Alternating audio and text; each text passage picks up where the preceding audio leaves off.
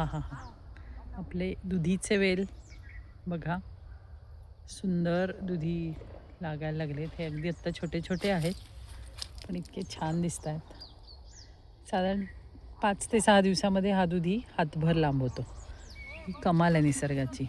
मध्ये आपला आता बिटाचा एक वाफा आहे, त्यानंतर पलीकडे कोबी आहे, फ्लॉवर आहे, ब्रोकोली आहे. आता कोबीचंही रान खूप छान, प्लॉट खूप सुंदर झाला आहे. हा सगळा फ्लॉवर आहे. इथे सगळा कोबी आहे. कोबी तर इतका सुंदर दिसतो, आहा हा, छान दिसतो. इकडे कारली आहेत, काकडी आहे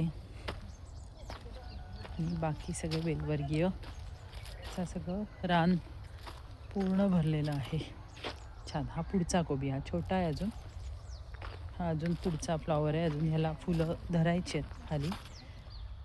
पाला आहे तयार झालेला.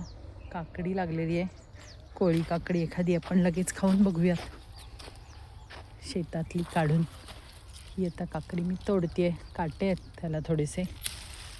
ताजी ताजी काढली आहे आणि आता हीच काकडी मी खाते आहे. इतकी सुंदर भाजी, इतकी प्युअर भाजी आपल्याला पुण्यामध्ये मिळते. खरंच आपलं नशीब आहे.